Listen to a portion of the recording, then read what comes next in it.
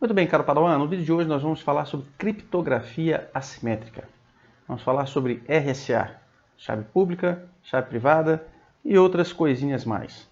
Vamos para o código para a gente ver como que a gente consegue fazer essas tretas todas aí funcionarem. Antes de começar a fazer o código e antes de partir para o vídeo em si, gostaria de fazer algumas considerações. A primeira delas, para fazer esse vídeo eu tive que pesquisar algumas referências na web, eu vou deixar essas referências na descrição do vídeo. Então depois você pode pegar essas referências lá, visitar os sites citados para ter uma ideia mais aprofundada do que nós vamos falar aqui hoje. Segunda consideração é que para entender melhor esse vídeo é bom a gente ter uma boa compreensão, alguma compreensão sobre números primos e sobre cálculo de MDC. Mas nós vamos falar um pouco mais sobre isso no vídeo. E finalmente, não esqueça de deixar aí seu joinha, de se inscrever no canal, de compartilhar com seus colegas, de deixar nos comentários o que você achou, ok? Então, vamos agora para o nosso vídeo de hoje. Nesse vídeo, pessoal, eu não vou entrar aqui em muitos detalhes sobre a importância, sobre história, sobre nada disso. Tem muito vídeo na internet sobre todo tipo de coisa relacionada à criptografia e tal. Eu gostaria de mostrar nesse vídeo, de forma prática, o conceito por trás desse tipo de criptografia. Por quê?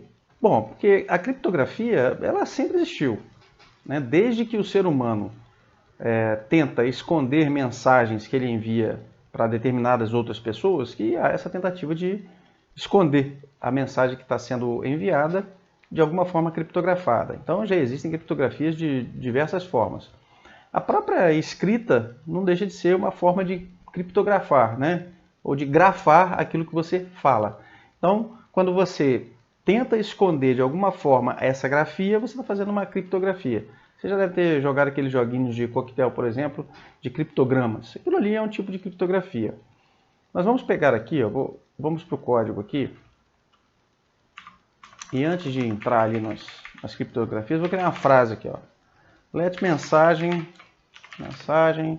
igual eu vou criptografar esta mensagem.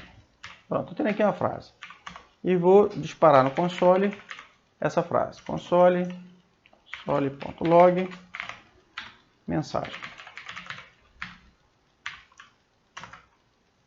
Pronto, está ali a nossa mensagem. Eu vou criptografar essa mensagem. Muito bem.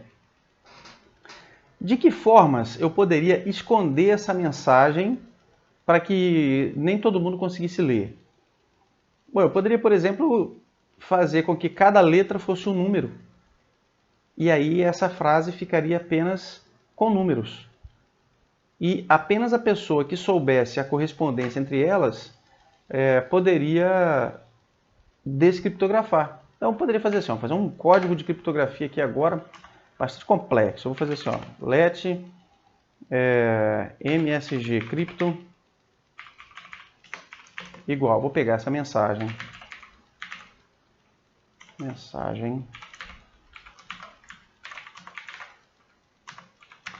vou fazer um split nela, vou até colocar aqui no console de uma vez, para mostrar a mensagem já criptografada.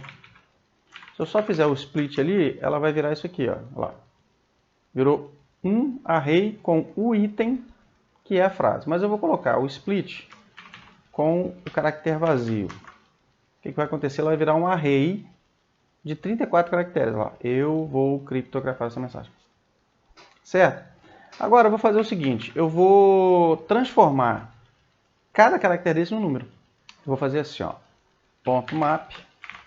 E para cada caractere que eu tiver, eu vou fazer um c.charcode at 0. O que você vai fazer para mim? Eu vou pegar essa frase, essa mensagem, eu vou criptografar essa mensagem e transformei em números. Ó. Transformei em números. E agora, se eu mando essa mensagem para você, você não sabe o que essa mensagem diz. Mas eu vou te dar a chave. A chave é que cada caractere, cada número desse aqui corresponde ao código ASCII, da tabela ASCII, para aquele caractere. Então, para você descriptografar, basta você fazer isso aqui, ó. Eu vou pegar aqui a minha mensagem cripto, eu vou criar uma mensagem descripto. E a minha mensagem descripto, eu vou pegar a minha mensagem que foi criptografada, vou fazer um map nela, vou pegar cada caractere e vou reverter o processo de criptografia dela. Se para criptografar eu peguei um caractere e transformei no número, agora eu vou pegar um número e transformar no caractere usando o código que faz essa reversão. Vejam só.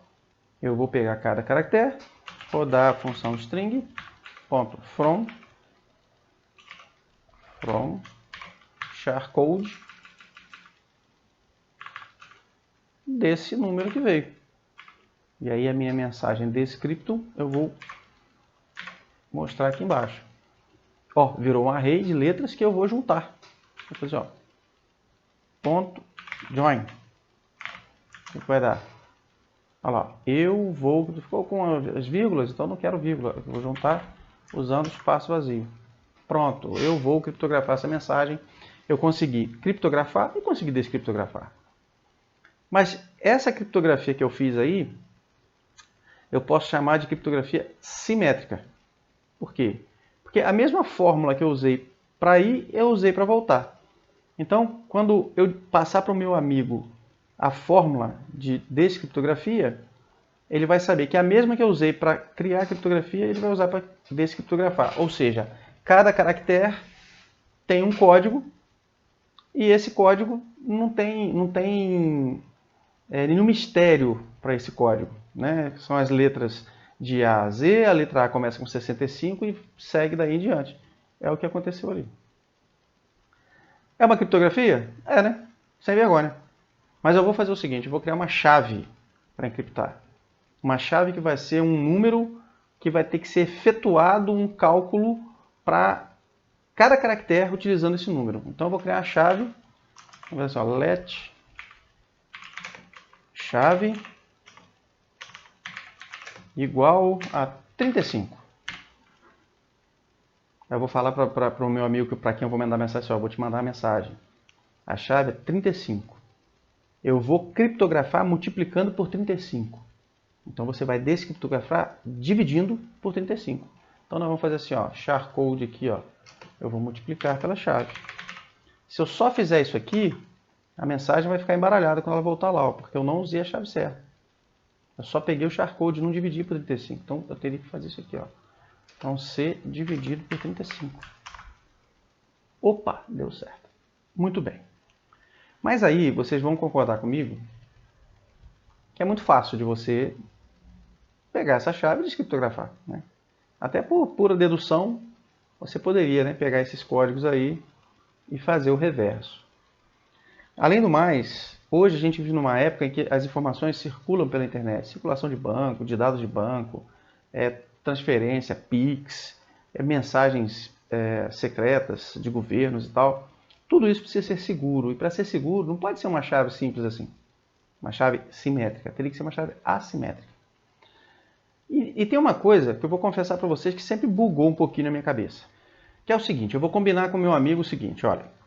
Quando você quiser mandar uma mensagem para mim, você vai criptografar usando essa chave aqui. Você vai fazer um cálculo usando essa chave aqui. E essa chave você pode ter, qualquer um pode ter. Qualquer pessoa pode ter. E você, com essa chave, você vai poder criptografar qualquer mensagem que você mandar para mim.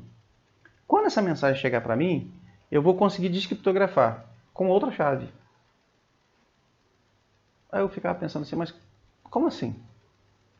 Como que eu faço um cálculo matemático com um número que de um número eu encontro um outro número? Mas que para voltar para o anterior, eu preciso de uma outra chave, de um outro número, de um outro cálculo. Isso sempre bugou um pouquinho minha cabeça. Até que eu precisei trabalhar com isso e resolvi dar uma pesquisadazinha sobre o assunto. E aí a gente começa a descobrir que a matemática realmente é importante. Se você já pensou assim, não sei para que eu aprendi isso na escola, na matemática, nunca me serviu para nada. Bom, provavelmente você usa todos os dias aí, até mesmo na sua troca de mensagens no Zap, esse tipo de criptografia que usa vários conceitos matemáticos que nós aprendemos na escola e que pareciam não servir de nada. Muito bem, então vamos destrinchar isso aí. Quais são os conceitos por trás? O primeiro dele é o cálculo de MDC. Vamos falar sobre o MDC. Lá na escola, lá nem lembro em que série que a gente aprende isso, mas a gente aprende a calcular o máximo divisor comum. E aí eu fiz esse programinha aqui para ficar bonitinho aqui, para a gente ver como que calcula o máximo divisor comum usando o algoritmo de Euclides. E nessa tela aí vocês estão vendo aí essas 4 colunas, o R, o Q, o M e o N. O M e o N, a gente não vai se preocupar com eles agora. Basta saber, por enquanto, como funciona esse algoritmo usando ali o R e o Q. Nós vamos escolher 2 números para fazer o máximo divisor comum, para descobrir qual é o máximo divisor comum. Então, nesse caso aqui, nós estamos usando o 23 e o 13. Eu escolhi arbitrariamente esses 2 números aqui, poderia ser qualquer outro dos dois, poderia ser 17 e 8. Aí, poderia ser 45 e 29. E está aí o cálculo do MDC. O MDC é o número que está na coluna R, que está amarelinho, no caso que é o 1. Tá? E como que a gente faz esse cálculo aqui?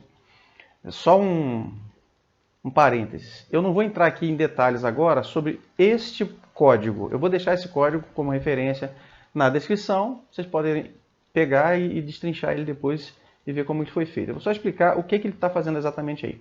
Para calcular o MDC usando o algoritmo de Euclides. E aqui está o algoritmo estendido, mas esse estendido a gente vai explicar um pouquinho mais tarde aqui no vídeo. Mas, a princípio, o básico, o que é? Eu pego os 2 números que eu quero calcular o MDC. Peguei aqui 45 e 29. Então, eu crio 2 colunas. Vamos focar aqui nas 2 colunas, a coluna R e a coluna Q. E aí eu pego nessas 2 colunas, que significam resto e quociente, e coloco os 2 números, um em cima e outro embaixo. O maior em cima, 49, ou melhor, 45 e 29. E, automaticamente, o Q deles aqui, nessa mesma linha, vai ser 0. O que eu vou fazer? Eu vou dividir 45 por 29. Quanto que vai dar? Vai dar 1. Aí eu coloco o 1 aqui no quociente. E o resto eu coloco aqui na coluna resto 16. Aí eu faço de novo. Só que agora 29 por 16. Sempre o número que está lá pelo número que acabou de aparecer. 29 por 16 dá quanto? Vai dar 1 também. 1 vezes 16, 16 para 29, 13. Deu aqui. Vou fazer agora 16 por 13. Dá quanto? Dá 1 também. 1 vezes 13, 13, para 16, 3. Então, deu 3. Agora, 16 por 3, dá quanto? Ou melhor, 13 por 3, dá quanto? Dá 4. 3 vezes 4, 12, para 13, 1. Ficou o resto aqui.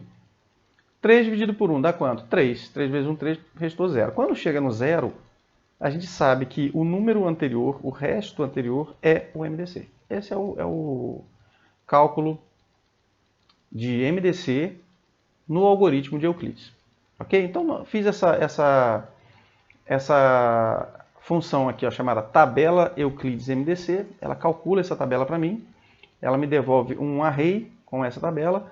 E eu, aqui usando a P5, só apenas desenhei essa tabela aqui com algumas outras informações que vão ser interessantes daqui a pouco. Mas se eu simplesmente pegar aqui e pedir para mostrar a tabela, eu vou ter aqui, ó, no meu console, um array com vários objetos. O R, o Q, o M e o N, que é o que a gente vê ali. E eu criei também a função MDC, que, usando essa tabela, ele me informa qual é o MDC de A e B, que está aqui, o número 1, que é esse número 1 amarelinho que está aqui. Se eu pegar aqui 85 com 43, o MDC é 1 também. Se eu fizer 97 com 13, vai dar 1 também. Se eu fizer 100 e 25, 100 e 25, vai dar 25. MDC 25. Então, eu vou usar essas funções, principalmente essa aqui, MDC, para calcular o MDC entre 2 números. Ok? Muito bem. Com esse conceito em mente, nós vamos aqui agora conversar sobre o RSA. Para que o RSA funcione, foi estudado um teorema chamado Pequeno Teorema de Fermat, que muito resumidamente é isso aqui, ó. nesse documento aqui que eu vou deixar a referência para vocês aí na descrição, tem o pequeno teorema de Fermat que diz assim, ó, sejam P um número primo e A um inteiro que não é divisível por P. Então, A elevado a P menos 1 é côngruo de 1 módulo de P. Esse é o teorema, pequeno teorema de Fermat. Aqui a gente tem a demonstração, a conclusão e tal. Esse teorema é a base para a criptografia assimétrica com chave pública e chave privada. Deu para entender aí? Pois é, eu também não entendi não. Vou ser sincero a vocês, eu não entendi não. Aí eu fui tentar entender usando a prática. E na prática, o que ele quer dizer é o seguinte, que dadas as devidas condições de temperatura e pressão que nós vamos citar mais à frente, se um número A for elevado a um número E e for dividido por um número N, o resto dessa divisão vai ser o meu número A criptografado.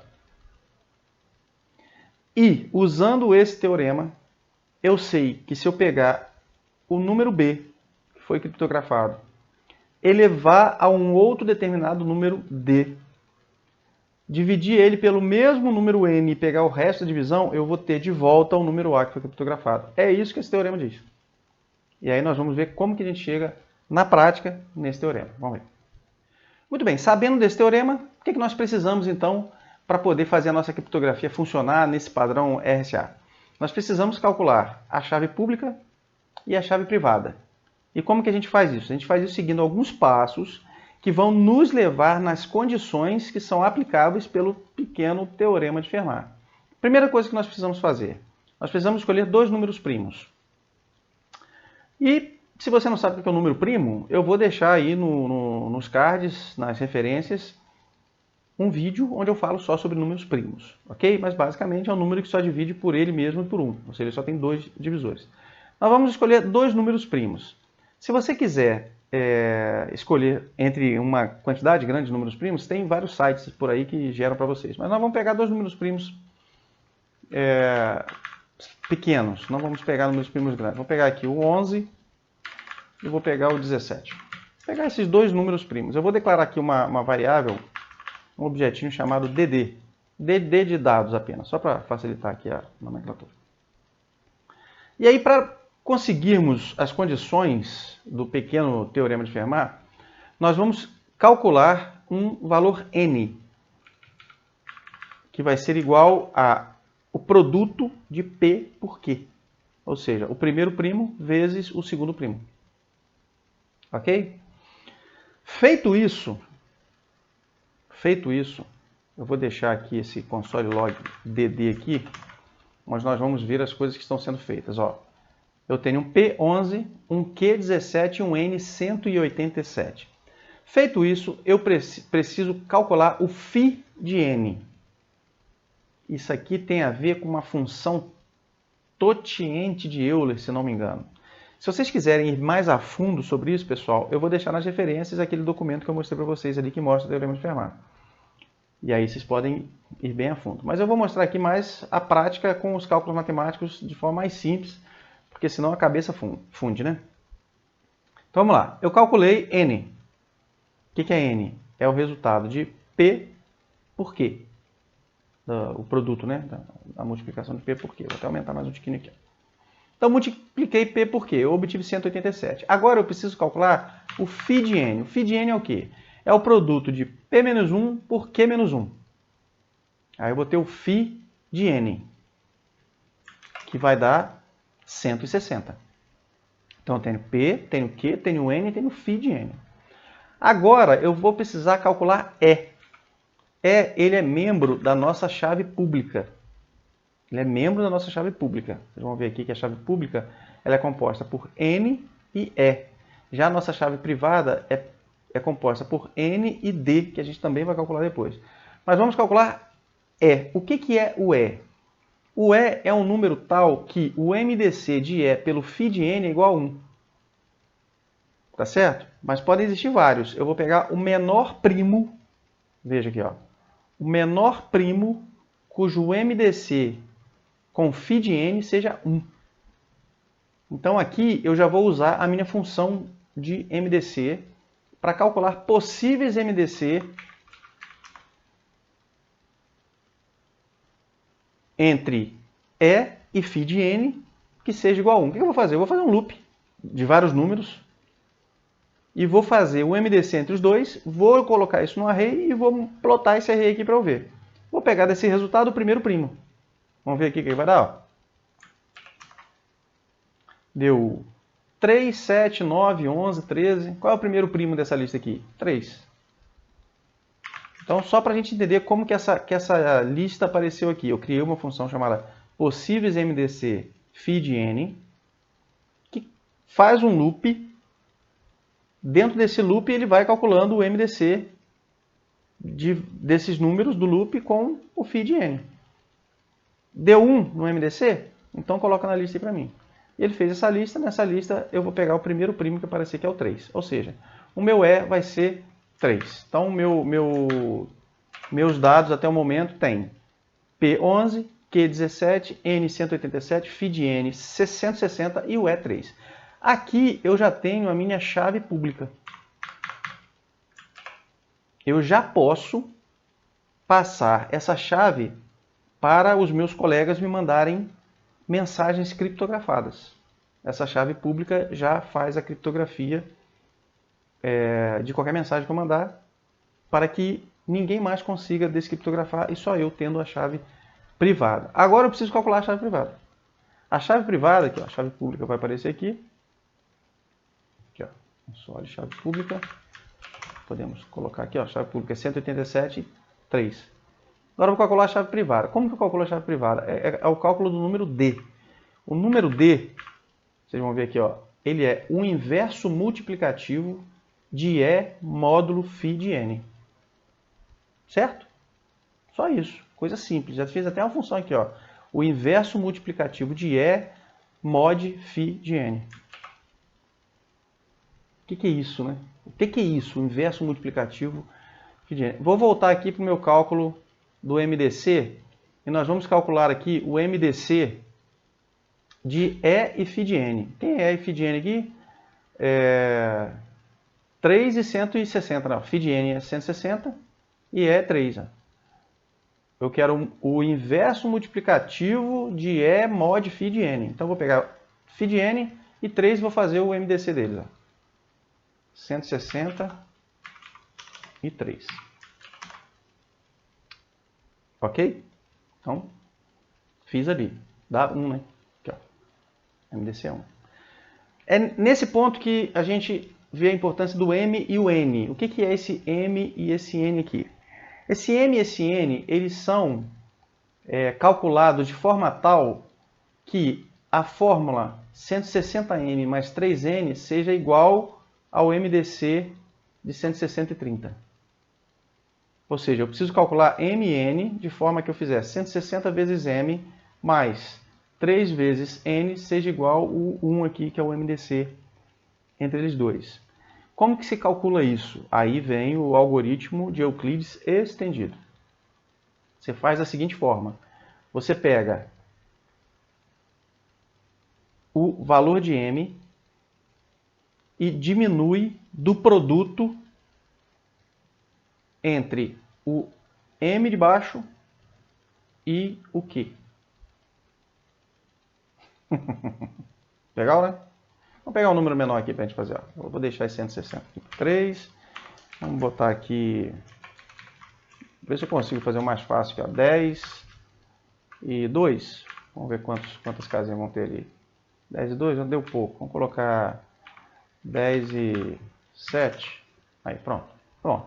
10 e 7 tá bom. Então vamos lá. Como que eu faço para que essa fórmula dê certo para o MDC aqui? Eu vou calcular cada um dessa fórmula, cada item dessa fórmula, ou melhor, voltando, eu vou calcular essa fórmula aqui para cada linha. Para cada linha. Como que eu faço isso? Bom, para a primeira é fácil. Se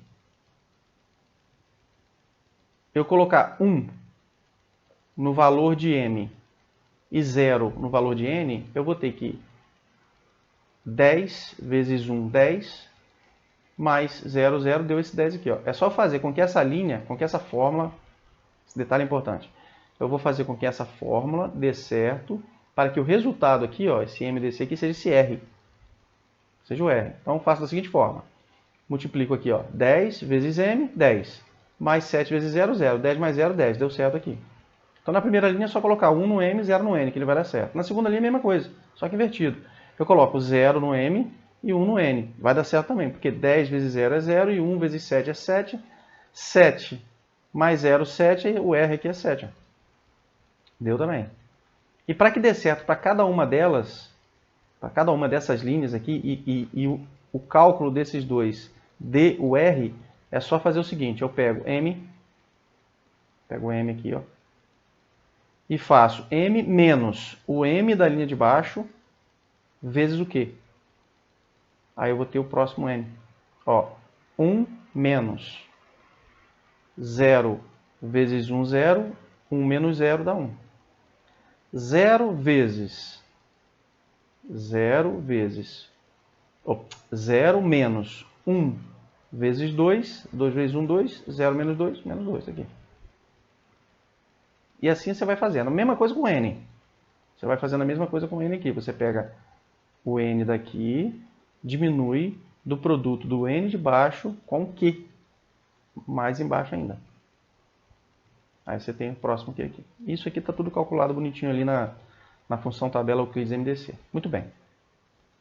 E qual a importância disso? É porque quando a gente acha a linha do MDC, esse N aqui, ó, esse N amarelinho aqui, ó, ele é o inverso multiplicativo de E mod φ de N. Ok? Facinho, né? Então, vamos lá. Vamos colocar de novo lá o 160 e o 3. Vamos fazer o cálculo. O que é o módulo, o inverso multiplicativo de E mod φ de N? É o menos 53. É o menos 53. Só tem um detalhe. Como ele é menos 53, eu não posso usar o número negativo. Então, eu tenho que inverter ele somando com o valor do primo maior aqui, né? O valor de φ de N, certo? Então, eu vou fazer assim. Eu vou calcular a minha tabelinha do MDC. Vou encontrar o inverso multiplicativo, que é na linha do MDC é o N. E se esse N for negativo, eu somo ele com o φ de N. O valor que vier é o inverso multiplicativo. Nesse caso aqui, ó, o nosso D aqui, D virou 107. Porque se você fizer 160 menos 53, vai dar 107. Certo? Muito bem. Já temos a nossa chave pública, já temos a nossa chave privada.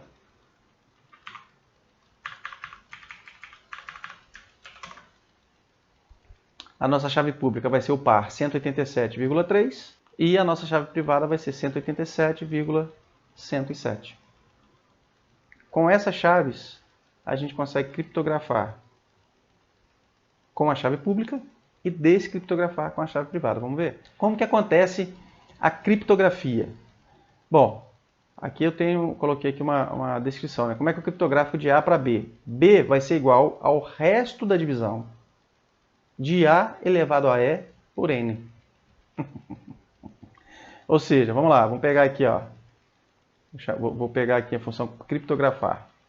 Aqui, pessoal, como o JavaScript ele tem alguns problemas com números muito grandes, então a gente tem que converter os números para Big Int.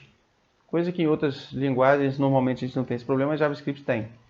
Ele tem um limite para os números normais dele. Quando você vai lidar com números muito grandes, você usa o Big Int. Ou se você escrever o número, você coloca um Nzinho no final do número. Mas nesse caso, o que eu vou fazer? Eu vou passar 3 dados aqui que eu quero criptografar. O caractere, que eu quero criptografar, o expoente e o quociente. Tá certo? Então aqui eu apenas transformei esses números em números muito grandes. Porque quando você faz exponenciação, esses números podem ficar muito grandes. Mas a criptografia se dá mesmo aqui. Eu vou pegar o caractere C, Vou elevar, e aqui eu estou fazendo isso em JavaScript, é 2 asteriscos, né? É como se fosse o vezes, então eu vou elevar o caractere, o número dele, a E, e vou pegar o resto da divisão, ou mod, que é o sinalzinho percente, pelo quociente. Feito isso, o resultado é o número criptografado. Para descriptografar é a mesma coisa, só que o E, o expoente, que vai mudar. O expoente para a chave pública é o E, e na chave privada ele é o D. Né? Mas a fórmula é exatamente a mesma. Eu pego um número, elevo ao outro número, divido...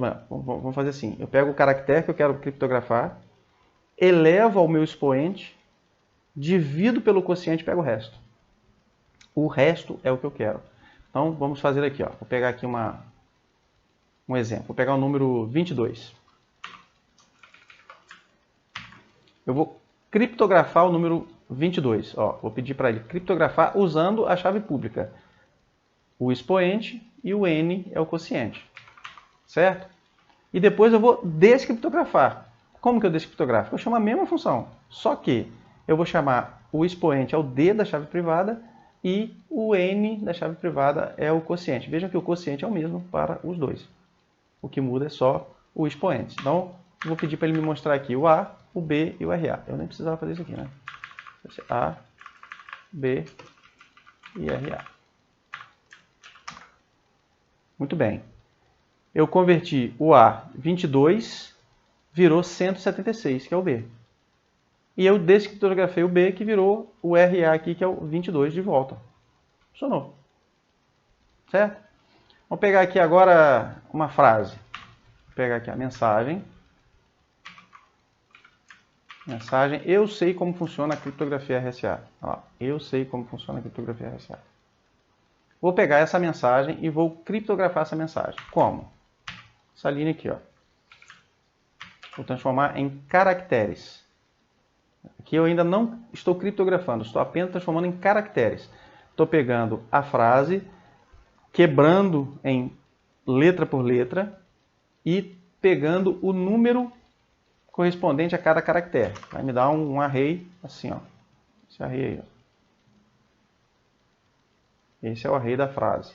Só que aqui não está criptografado, está apenas transformado em número. Eu vou criptografar agora. Como? Vou pegar cada item desses caracteres e vou chamar a criptografia com a chave pública, o expoente e o quociente. Qual vai ser o resultado? O resultado vai ser isso aqui, ó, 137, 145, 43, 4. Não é a mesma coisa que estava nesse array aqui. Ó. Mudou de 69 para 137, 117 para 145. Se eu quiser pegar esse array de caracteres e transformar numa frase, vai ficar assim, ó.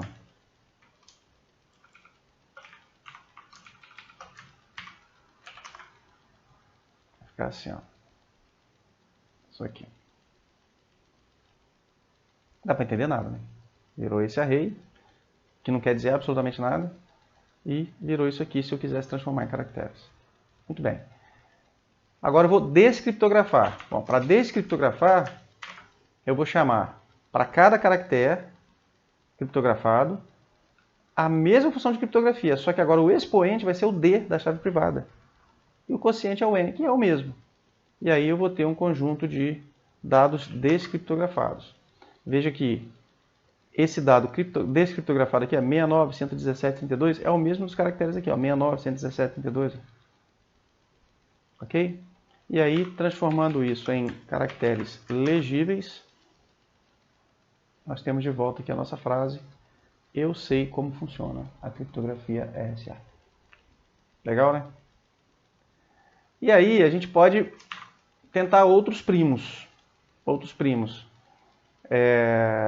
Como eu falei, existem geradores de números primos, né? Deixa eu ver se eu consigo alguns aqui, ó. Gerador de primos.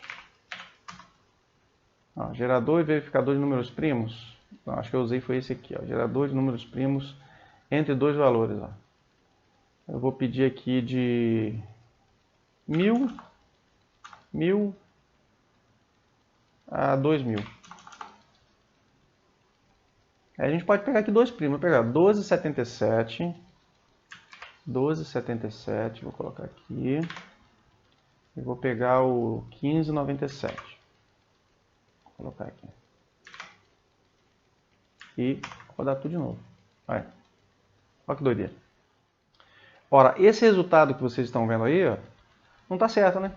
Você vê que o final aqui, ó, continua tudo em japonês aqui, sei lá o que é isso. Ó. Doidão, ó. Por quê? Porque a gente só executou com os números que colocou aqui, mas esqueceu de um detalhe. Que o E aqui, ó, ele tem que ser escolhido. Ele tem que ser o menor primo, cujo MDC com φ de n seja 1. Então eu tenho que primeiro verificar quais são os possíveis primos e pegar o primeiro. Não posso simplesmente deixar esse 3 aqui. Tá certo? E aqui, ó, possíveis MDC. Ó, o número é 5. Ó. O primeiro primo, e olha que tem primo pra caramba aqui, ó, 48, 38, 39. 483 mil números que ele encontrou que tem um MDC ali entre E e φ de n que dá 1. Mas nós vamos pegar o número 5 aqui. Então, E é 5. Bom, feito isso, a gente pode tirar aqui esse cálculo dos possíveis e pedir para refazer a nossa criptografia. Então, o que ele me deu aqui? Ele me deu a chave pública 2039, 369 e 5. E na privada, o mesmo quociente, né? O mesmo n, mas o D, ó, o D é diferente. 16, 29, 197.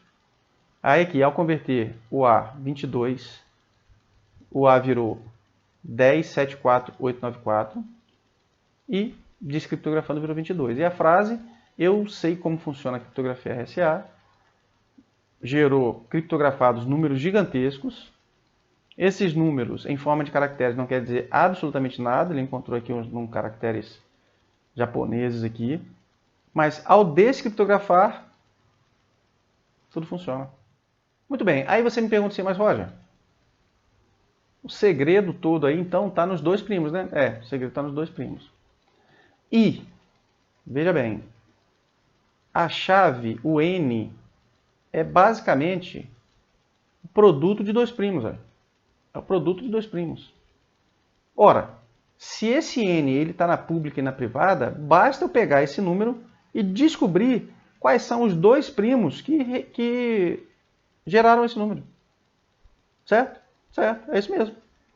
Se você conseguir, na chave pública, encontrar esse número e encontrar os dois primos que geraram esse número, você vai conseguir quebrar o RSA.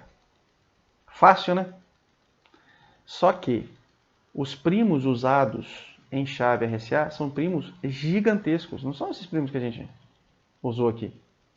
São primos de centenas de dígitos. E conseguir quebrar na força bruta esses primos, esses números gigantescos em dois primos, não é tarefa comum nem para supercomputadores, que dirá para os nossos computadores de casa. Então, até o momento tem se provado segura a criptografia assimétrica usando esse padrão RSA de chave pública e chave privada, exatamente pela confiabilidade de números tão grandes não serem quebrados tão rapidamente. Ok? Espero que tenham gostado, espero que tenham entendido, né? E qualquer dúvida pode mandar aí nos comentários. Não esqueça de deixar o joinha, de compartilhar com os amigos, de deixar comentários, de se inscrever no canal. Ok? Um abraço e até o próximo vídeo.